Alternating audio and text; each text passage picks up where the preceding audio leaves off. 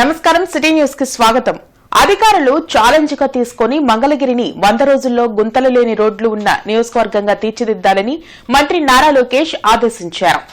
స్వచ్ఛతలో Mangalagiri Tadepalli municipal corporation ను number 1 గా నిలిపారన్నారు.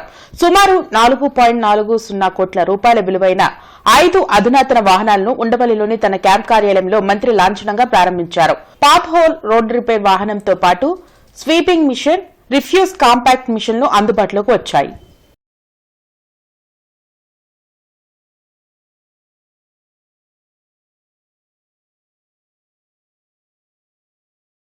Shankar Vilas ROB pillar నిర్మాణం వద్ద ఈరోజు ఉదయం ప్రమాదం జరిగింది.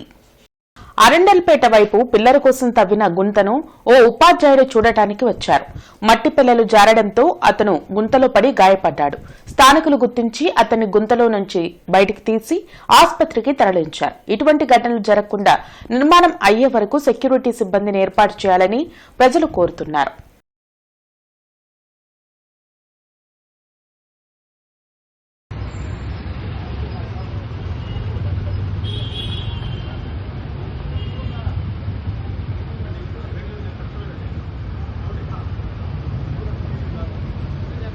గుంటూరు తూర్పు నియోజకవర్గంలో సుపరిపాలనలో తొలి అడుగు కార్యక్రమం ఉత్సాహంగా కొనసాగుతోంది.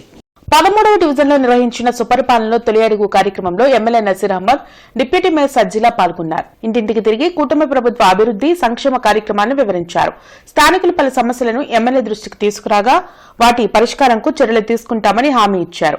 గత 5 ఏళ్లలో తూర్పు నియోజకవర్గంలో కనీస మౌలిక వసతులు కూడా కల్పించలేదని ఎమ్మెల్యే నసీర్ విమర్శించారు. అన్ని డివిజన్లో ప్రణాళికబద్దంగా అభివృద్ది చేస్తామని తెలిపారు. టీడీపీ నాయకులు ఆంజనేయ ప్రసాద్, తాడిపోయిన చిరంజీవి, చైతన్య, రఫీ తదితరులు ఈ కార్యక్రమంలో పాల్గొన్నారు. ప్రజలకు ఇచ్చినటువంటి ఏ ఒక్క వాగ్దానాన్ని కూడా మర్చిపోకుండా తూచా తప్పకుండా రాబోయేటువంటి 6 నెలల్లోనే ఈ ప్రాంతంలో ప్రతి ఒక్క రోడ్డు, డ్రైనేజ్ కనెక్షన్తో పాటు వాటర్ కుళాయి కూడా మంచినీటి సదుపాయాన్ని కూడా మెరుగుపరిచేటువంటి కార్యక్రమాన్ని తీసుకొని ఈ ప్రాంతంలో ఉన్నటువంటి ప్రతి ఒక్క ఇంటికి కూడా క్షేత్రస్థాయిలో కూటమి నాయకులందరూ కూడా వెళ్ళి వాళ్ళ సమస్యలను కనుక్కొని ఒక్కొక్కటిగా పూర్తి స్థాయిలో నెరవేరుస్తామని చెప్పి తెలియజేస్తూ ఈరోజు ప్రజలందరూ కూడా సంతోషంగా ఉన్నారు. తప్పకుండా ఒక ఆలోచనతో ప్రజలందరూ కూడా సమర్థిస్తూ ఉన్నారు. తప్పకుండా ఈ ప్రభుత్వం ఒక మంచి ప్రభుత్వం. గుంటూరు తూర్పు నియోజకవర్గాన్ని ఒక మోడల్ నియోజకవర్గంగా అన్ని ప్రాంతాలను కూడా అభివృద్ధి చేసేటువంటి దిశగా ముందుకు సాగుతామని చెప్పి తెలియజేస్తా ఉన్నాం. వచ్చిన తర్వాత మేము ఇంటికి వెళ్తుంటే వాళ్ళే చెప్తున్నారు, పింఛన్ ఇస్తున్నారు, తల్లికి వందనం ఇస్తున్నారు, మేము సాటిస్ఫాక్షన్గా ఉన్నాము. ఈ ఒక్క సంవత్సరంలోనే అనేకమైన సంక్షేమం మరియు అభివృద్ధి రెండు సమానంగా పరిపాలిస్తున్నారు. ఇలాంటి కూటమి ప్రభుత్వం వచ్చినందుకు మేము చాలా సంతోషం తెలియజేస్తున్నాము. అదేవిధంగా ప్రజల మధ్య పాలన అనే ఒక కాన్సెప్ట్తో మేము ముందుకెళ్తున్నాము. అక్కడికక్కడే ఒక ప్రాబ్లమ్స్ని కూడా సాల్వ్ చేస్తున్నారు. గతంలో కూడా చూడొచ్చు, రోడ్లు కానివ్వండి, ప్రతి ఒక్కటి డ్రైనేజ్ సమస్యలు ఎక్కువ ఉండేవి. కానీ గవర్నమెంట్ వచ్చిన తర్వాత రోడ్డు సమస్యలు కూడా తీర్చడం జరిగింది. అదేవిధంగా మేనిఫెస్టోలో చెప్పిన ప్రకారం ఒక సంవత్సరానికి 90% అమలు చేశాము. రానున్న 5 సంవత్సరాల్లో కూడా ఉన్న కొన్ని సంక్షేమ పథకాలు కూడా అమలు చేయడానికి ప్రభుత్వం సిద్ధంగా ఉంది. కలెక్టరేట్ లో ప్రజా సమస్యల పరిష్కార వేదిక కార్యక్రమం జరిగింది. జిల్లా నలుమూల నుంచి వచ్చిన బాధితులు తమ సమస్యలు పరిష్కరించాలంటూ జాయింట్ కలెక్టర్ భార్గవ తేజకు వినతులు అందించారు. ప్రతి సోమవారం కలెక్టరేట్ లో నిర్వహించే ప్రజా సమస్యల పరిష్కార వేదికకు బాధితులు బారులు తీరారు. ఫిర్యాదులను జిల్లా ఉన్నతాధికారులు స్వీకరించారు. పెదనందిపాడులో పొగాకు కొనుగోలు కేంద్రం ఏర్పాటు చేయాలని ఆంధ్రప్రదేశ్ రైతు సంఘం నేతలు జేసీ భార్గవ తేజకు వినతి పత్రం అందజేశారు. పెదనందిపాడు మండలంలో సుమారు 16 గ్రామాల రైతులు పొగాకు పండించారని, అక్కడే కొనుగోలు కేంద్రం ఏర్పాటు చేసి రైతులను ఆదుకోవాలని డిమాండ్ చేశారు. 65 సంవత్సరాలుగా సంజీవయ్య నగర్, వెంగళరావు నగర్, బొంగరాలబీడు, రాజీవ్ గాంధీ నగర్, శారదా కాలనీలో పేద ప్రజలు నివసిస్తున్నారని బీఎస్పీ నేతలు వాణికుమారి తెలిపారు. అయితే ఇంతవరకు కమ్యూనిటీ హాల్స్, లైబ్రరీలు, క్రీడా ప్రాంగణాలు లేవని వెంటనే ఏర్పాటు చేయాలని కోరారు. మాకు పెదనందిపాడు మండలంలో సెంటర్ పెట్టి మా పొగాకుని మొత్తం శుభ్రంగా కొనాలి.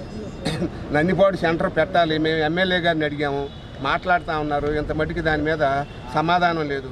కంప్యూటర్లో పేర్లు వస్తున్నాయి అన్నారు. పేర్లు ఎప్పుడు వస్తాయి? వారానికి ఒకరికి వస్తున్నాయి. ఎన్ని వారాల్లో ఈ 103 మంది అమ్ముకోవాలి? కాబట్టి నందిపాడు సెంటర్ ఏర్పాటు చేసి మా పొగాకుని మొత్తం కూడా కొనాలని కోరుకుంటున్నాం. కొనుగోలు కేంద్రం పెట్టడం మేము రైతు సంఘాలుగా హర్షిస్తున్నాం. కానీ దానికి తగ్గట్టుగా కొనుగోలు జరగట్లేదు. ఇప్పటికైనా పెదనందిపాడు సెంటర్లో కొనుగోలు కేంద్రం పెట్టాలి. అదే జిల్లాలో అన్ని సెంటర్లో కూడా వేగవంతం చేయాలి.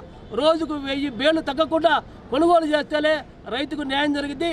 ఏ పొగాకు రైతు వెనుక్కు పంపించకుండా కొనుగోలు చేయాలని చెప్పేసి ప్రధాన డిమాండ్గా మేము చెప్తున్నాం. పెద్ద మనసు చేసుకుని దయగల కలెక్టర్ గారి సమూహంలో మేము విన్నపాలు చేసేది ఏంటంటే మాకు కళల్ని కమ్యూనిటీ హాల్ కానివ్వండి, క్రీడలకి మరి ఆట స్థలాలు మరి మైదానం మరి ఎక్కువగా మేము అడిగేది ఏంటంటే చనిపోతే మరి శ్మశానం కూర్చోబెట్టేందుకు కూడాను. రాష్ట్ర అభివృద్ధి కోసం కూటమి ప్రభుత్వం కష్టపడుతూ ఉంటే కుట్ర రాజకీయాలతో ఆటంకాలు సృష్టించాలని వైసీపీ నేతలు చూడడం దుర్మార్గమని జనసేన జిల్లా అధ్యక్షులు గాదు వెంకటేశ్వరరావు విమర్శించారు. గుంటూరు పశ్చిమ నియోజకవర్గంలోని జనసేన పార్టీ కార్యాలయంలో గాదు వెంకటేశ్వరరావు మీడియాతో మాట్లాడారు. CM Chandrababu, deputy CM Pawan కళ్యాణ్లపై మాజీ మంత్రి పేర్ని నాని ఇష్టమొచ్చినట్లు మాట్లాడుతున్నారని, సహనాన్ని పరీక్షించవద్దని హెచ్చరించారు. గత 5 ఏళ్లలో వైసీపీ ప్రభుత్వం రాష్ట్రాన్ని అన్ని విధాల నాశనం చేస్తే అధికారంలోకి వచ్చిన కూటమి ప్రభుత్వం అభివృద్ధి లక్ష్యంగా ప్రణాళికతో ముందుకు పోతుందన్నారు. వైఎస్ఆర్సీపీ పార్టీలో ఉన్నటువంటి ఈ సోకాళ్ల బ్యాచ్ అంతా కూడా ఏ రకంగా తయారయ్యారో, ఇట్లాగ ఇంకో నెల 2 నెలలు పెడితే వీళ్ళందరూ కూడా పిచ్చెక్కి ప్రజల్ని పిచ్చోడ చేస్తాడు, కొడుకుతారు, రాళ్ళు ఇసురుతారంటారు. ఆ స్థాయికి వచ్చేటట్టుగా వీళ్ళందరూ తయారయ్యారు. మీరందరూ కూడా జాగ్రత్తగా ఉండండి. వీళ్ళందరినీ కూడా ఏ రకంగా కంట్రోల్ చేయాలో బాధ్యత మా మీద ఉంది కాబట్టి కూటమి ప్రభుత్వం బాధ్యత తీసుకుంటాం. ఈ సోకాల్డ్ బ్యాచ్ అందరూ కూడా కంట్రోల్ చేస్తాం. ఈ రాష్ట్రంలో అలజడులు లేకుండా మేమే కాపాడాల్సిన బాధ్యత ఉంది కాబట్టి కాపాడతామని చెప్పేసి రాష్ట్ర ప్రజలందరూ తెలియజేసుకుంటూ, రానున్నటువంటి రోజుల్లో మీరందరూ కూడా ఇది పార్టీనో వీళ్ళ నాయకులో అవునా కాదో మీరు డిసైడ్ చేసుకుని వీళ్ళందరికీ ఏ రకంగా బుద్ధి చెప్పాలో ప్రజలకు కూడా బుద్ధి చెప్పండి. కూటమికి మీకు ఆశీర్వదించండి అని చెప్పేసి ప్రజలందరినీ కోరుకుంటూ సెలవు తీసుకుంటాను. జై హింద్, జై జనసేన. ప్రతిపాడు మండలం పాలపరులో ఎమ్మెల్యే రామాంజనేయులకు చేదు అనుభవం ఎదురైంది. సుపరిపాలనలో తొలి అడుగు కార్యక్రమంలో పాల్గొనేందుకు వచ్చిన ఆయనను స్థానిక మహిళలు అడ్డుకున్నారు. అవినీతికి పాల్పడుతున్న బీబోఏపై అనేకసార్లు ఫిర్యాదు చేసినా ఎందుకు పట్టించుకోవడం లేదని మహిళలు ఎమ్మెల్యేను ప్రశ్నించారు. తాము కూడా టీడీపీ వాళ్లమే అని, ఇతర పార్టీల నుంచి వచ్చిన వారికి విలువ ఇస్తున్నారు, తమను పట్టించుకోవడం లేదని ఆగ్రహం వ్యక్తం చేశారు. ఊర్లో సమస్యకు ఈ ఊరే పరిష్కారం చూపాలా, ఇంకొకరు చూపేదానికి లేదు. ఆగమ్మా, నేను చెప్తున్నా, నాకు ఈ పరిష్కరించడం ఒక క్షణం. కాకపోతే మీలో 2 వర్గాలు అయిపోయి ఒకరు చేస్తే ఇంకొకరు అడ్డుకోవాలి. 2 వర్గాలు ఉన్నాయి, రండి. సరే సరే సరే పరిష్కారం చేయాలి. అది మా ఊరు మాత్రం నువ్వు పట్టించుకొని పరిష్కారం చేయాలి. అది మొత్తం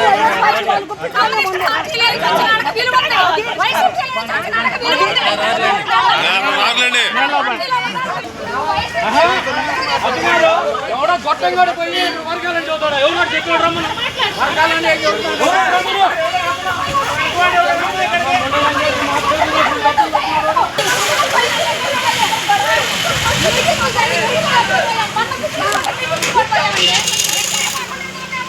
జిల్లా ఎస్పీ కార్యాలయంలో ప్రజా సమస్యల పరిష్కార వేదిక కార్యక్రమం జరిగింది. జిల్లా నలుమూలల నుంచి వచ్చిన బాధితులు తమ సమస్యలు పరిష్కరించాలంటూ ఎస్పీ కార్యాలయంలో అధికారులకు వినతులు ఇచ్చారు. ప్రతి సోమవారం ఎస్పీ కార్యాలయంలో నిర్వహించే ప్రజా సమస్యల పరిష్కార వేదికకు బాధితులు భారీగా తరలివచ్చారు. ఫిర్యాదులను పోలీసు ఉన్నతాధికారులు స్వీకరించారు. ఆయా సమస్యల పరిష్కారంకు తగు చర్యలు తీసుకుంటామని భరోసా కల్పించారు. తన తమ్ముడు కొడుకు తన అవసరం కోసం తన ఇంటి పట్టా తాకట్టు పెట్టుకుని విడిపించకుండా ఇబ్బందులు పెడుతున్నాడని మంగళగిరికి చెందిన దివ్యాంగుడు బోడియా ఫిర్యాదు చేశారు. తాకట్టు పెట్టుకున్న వారు ఇల్లు ఖాళీ చేయాలని బెదిరిస్తున్నారని వాపోయారు. తన కుమారుడు పనిచేసే యజమాని తమ ఇంటికి వచ్చి కప్బోర్డులో ఉన్న బంగారం 81 గ్రాములు చెప్పకుండా తీసుకువెళ్లి తాకట్టు పెట్టుకున్నారని సంగంజాగలముడికి చెందిన నాగరాజకుమారి ఫిర్యాదు చేశారు.